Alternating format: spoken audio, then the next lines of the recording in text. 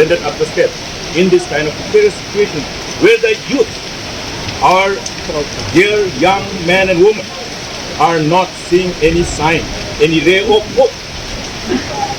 In absence of any visible spaces of opportunities for livelihood, for career building, for entrepreneurship, for jobs.